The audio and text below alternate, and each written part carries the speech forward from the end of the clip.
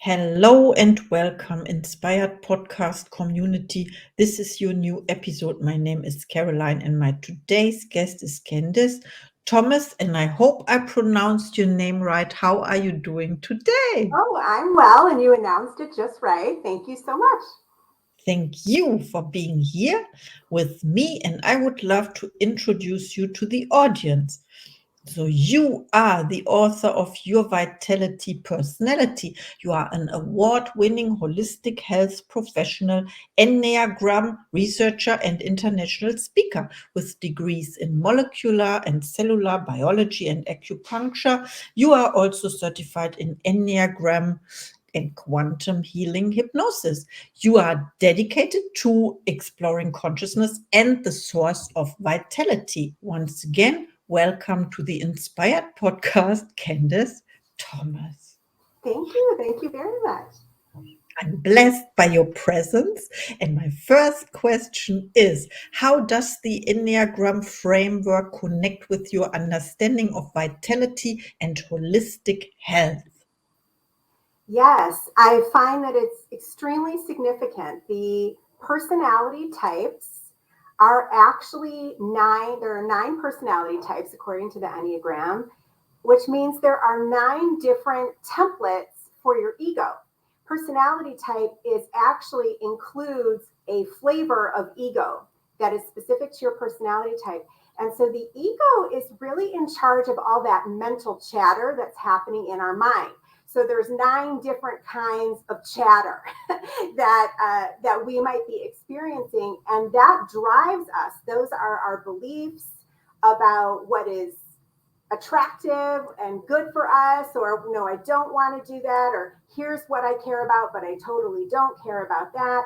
And so these preferences and uh, drivers are different, and they drive us towards different health patterns. It's been very, very interesting in my work to observe that the different personality types end up with consistent health outcomes by type. And so you can really see that the mentality is driving the health. Oh, I see what you mean. It's like is it a scientific approach as well? I mean, I did my best to be, I didn't have a double blind kind of experiment or anything. These are my anecdotal studies over 10 years, 12 years of having every personality type take every patient take the personality type quiz at the first appointment, and then just sort of observing what happens. And so over the long run, I really did see, wow, I'm treating so much sciatica for type 2. Wow, type 1s all seem to have neck and shoulder tension, and they grind their teeth. So it's very interesting. I mean, it was pretty obvious pretty early on. Wow, that's exciting to hear. Thank you so much for sharing. I learned something, and of course, I want to know more. My next question is, what inspired you to write your vitality personality, and how can it help individuals enhance their well-being? Yeah, so I was inspired to write the book because of what I was seeing in my clinical research.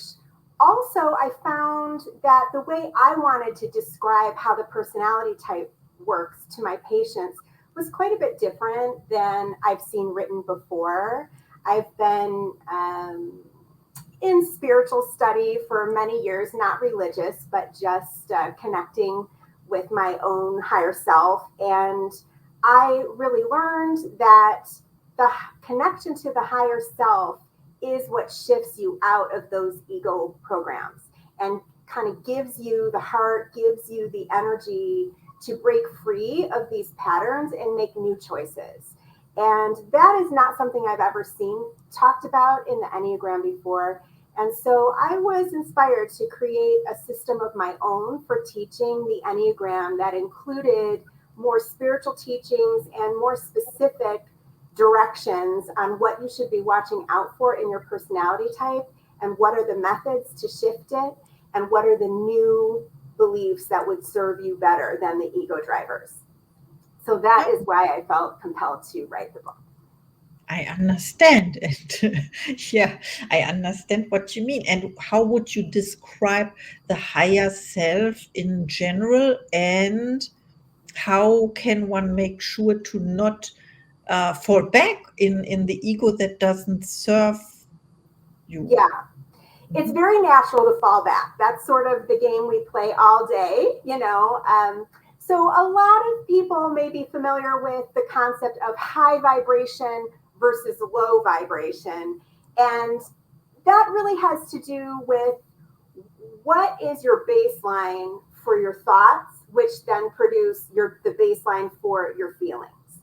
So thoughts and feelings that are based in fear, based in anger, based in blame, based in frustration, all the things that are basically not joyful are coming from that ego. So if you're finding yourself feeling irritable, feeling frustrated, feeling upset, you can see, okay, I'm not aligned with the higher self. The higher self is basically your spirit who lives forever. And the spirit has no stress, has nothing to be upset about, has no fears. So your higher self is in sort of a constant state of love and joy. And when you are feeling more and more of that in your life, you know that you are aligned with the higher self. And when you are living that way, you can observe for yourself, wow, it's almost like I'm a different person. I'm so much more flexible. I'm so much more forgiving. I'm so much more understanding. You know, you just can see in yourself that when you focus on aligning with joy and peacefulness, that you let go a lot of your negative behavior, which is natural. Wow. I love that you mentioned the word peace as well. Your higher self at a place of, or comes from a place of peace and love. And you also said something like eternity. That means for me, you can correct me if I'm wrong, that it is not in a hurry or in a rush Right. state because it has infinite amount of time, if time exists at all. If time exists at all, right. In our paradigm, we're living inside of time, but actually that feeling of joyfulness stops time. It stops aging. It's all of that fear, something could happen to me, something might go wrong, what if this, what if that? That is actually aging you. And when you are in a state of just contentment and peace where your mind is not running anywhere, you're present. And whenever you're present, time is actually not happening for you. So the more you can stay present, the longer you will live. Oh, I think this is the secret, and this is the answer I was looking for when I when I asked this question to you. How can we maintain that state or that higher frequency, Yes, right? Mhm. it takes practice. It really is. It's not quick and easy for sure. I offer some methods that I find to be extremely helpful in bringing yourself back to center. So, for example, I have one exercise simply called the sway, where you really do just sway left to right.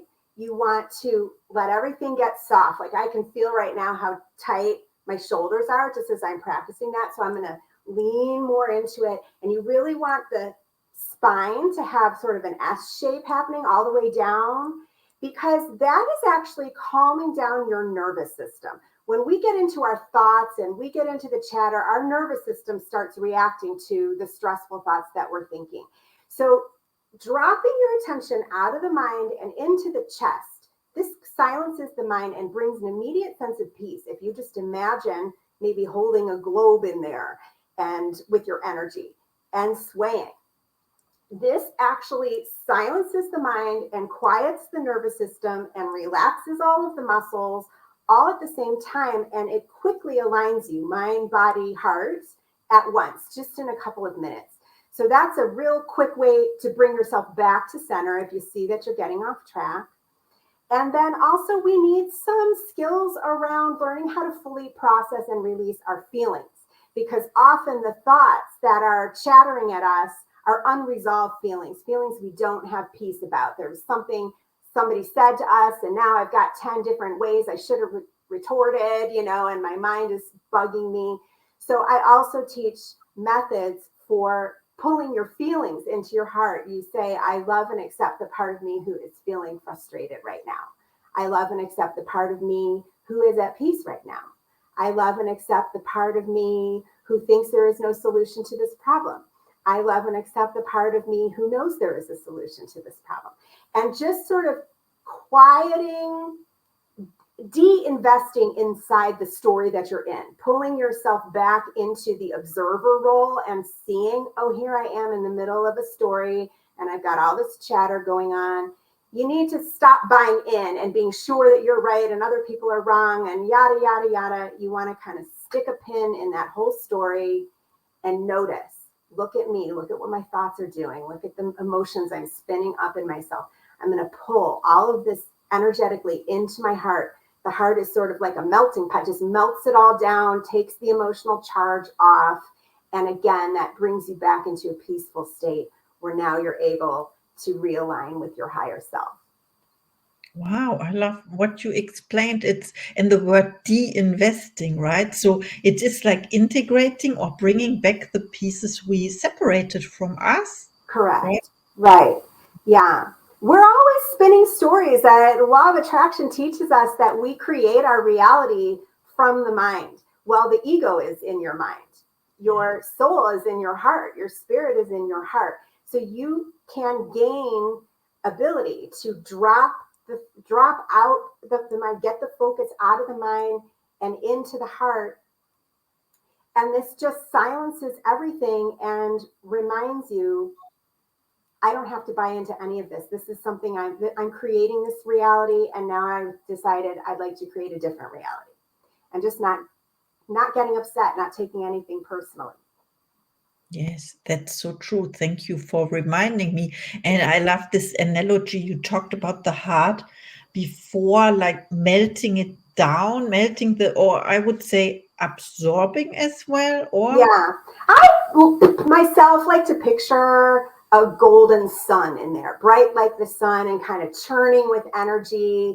And I think of it as like it melts everything down to its origin, where now it's just raw energy for your use and you can recreate your reality. We can create a reality from the heart rather than from the mind. And it's a much higher vibration reality that we would be creating if we gained ability to stay seated in that heart for longer and longer periods of time.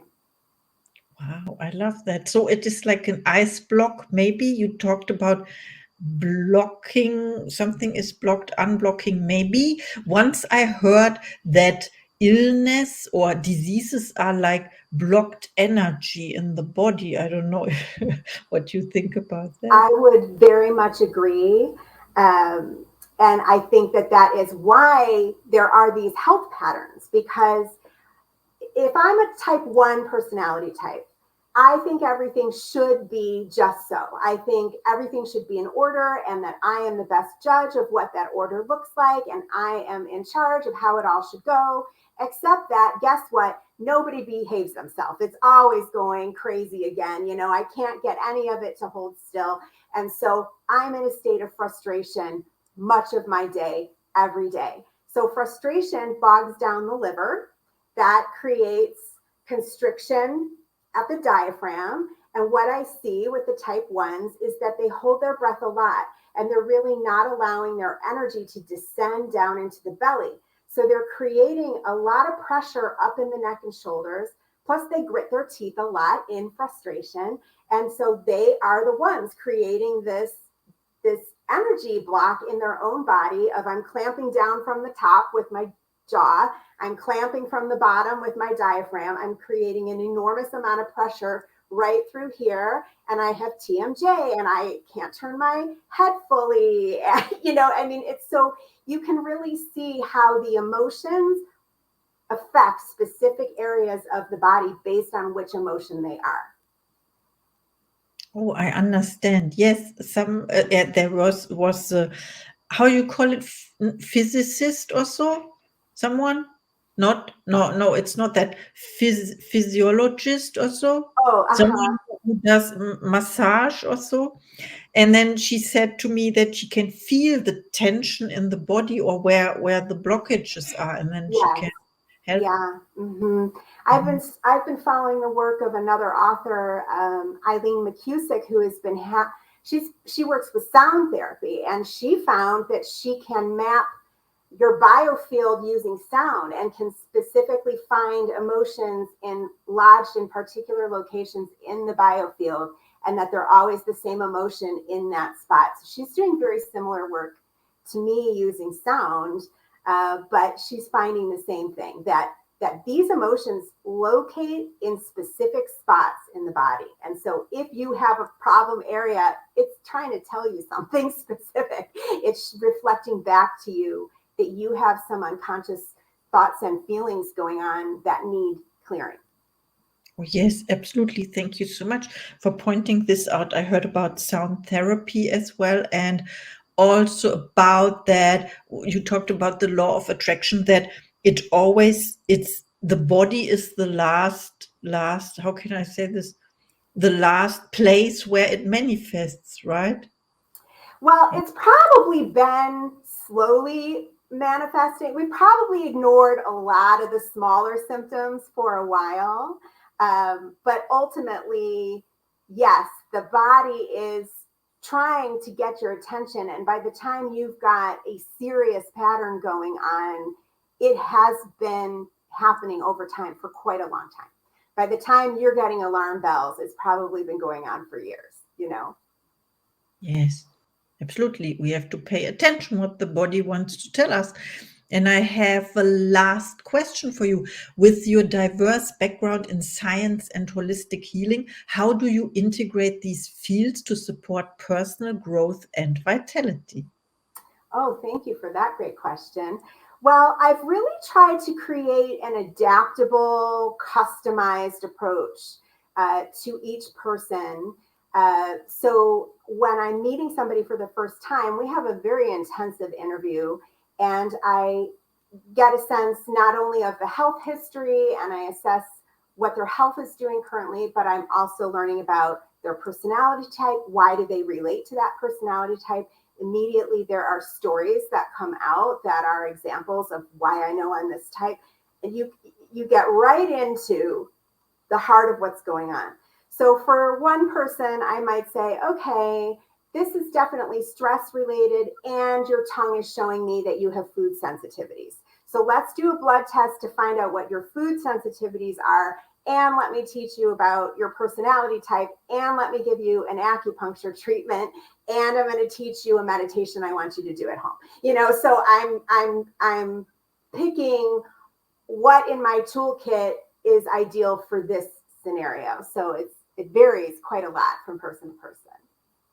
Wow, thank you so much for telling us, because now I have a greater understanding of the holistic approach, because you mentioned it, right?